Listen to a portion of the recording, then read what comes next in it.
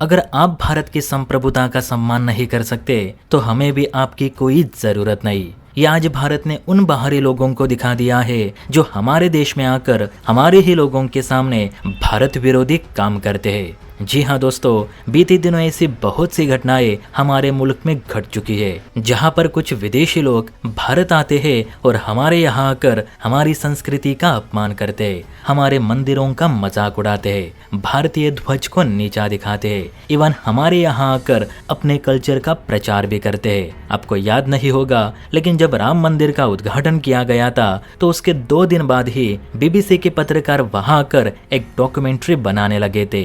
उस डॉक्यूमेंट्री में राम मंदिर कैसा है, इसे किस शैली में बनाया गया, ये नहीं दिखाया जा रहा था। तो बाबरी मस्जिद तोड़कर वक्फ बोर्ड की जगह पर यह विवादित मंदिर बनाया गया है, ये उस डॉक्यूमेंट्री का सबसे हाईलाइट पार्ट था। वो तो शुक्र है कि योगी सरकार को इस बारे में पता चलते ही उन्होंने BBC के जर्नलिस्ट को सीधे गिरफ्त में लेकर उस डॉक्यूमेंट्री को टेलीकास्ट होने से रोक ली। BBC के पत्रकारों के अलावा बीते साल तुर्की के कुछ नागरिकों को भी पकड़ा गया था जो भारत में टूरिस्ट वीजा के नाम पर अपने धर्म का प्रचार कर रहे थे।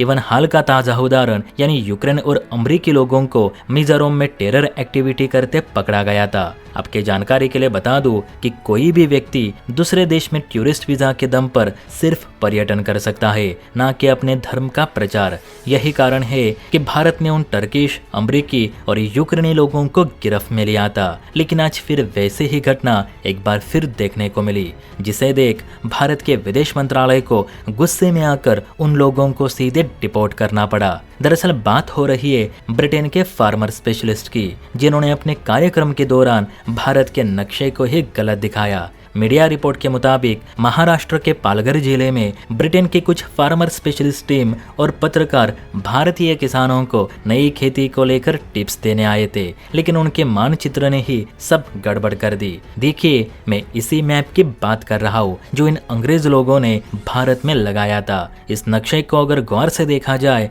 तो अंग्रेजों ने इस मैप में से कश्मीर को छोड़ो लद्दाख को भी गायब कर दिया है। ऐसा लग रहा है कि किसी ने भारत का सिर ही धड़ से अलग कर दिया हो। इस गलत नक्शे की वजह से महाराष्ट्र में इन अंग्रेज लोगों की काफी आलोचना हुई और आनन फानन में जैविक खेती को लेकर आयोजित किए गए इस कार्यक्रम को भी रद्द कर दिया गया। जब यह मामला भारत के विदेश विभाग तक जा पहुंचा तो मंत्रालय ने तत्काल कार्यवाही करते हुए इस स्पेशलिस्ट टीम और पत्रकारों को सीधे ब्रिटेन वापस जाने को कहा। साथ ही में ये हिदायत भी दी कि आइंदा ऐसी गलती फिर मत करना, खासकर भारत के मानचित्र को लेकर।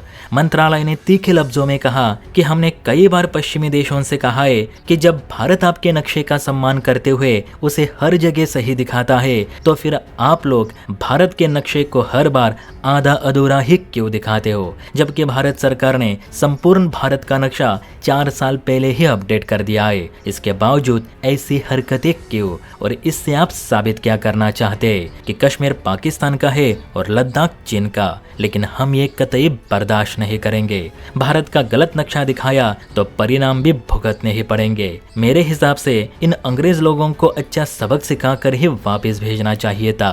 आप बताइए, इन अंग्रेजों को हमने ऐसे ही छोड़कर गलती तो नहीं की? कमेंट जरूर करें। जय हिंद।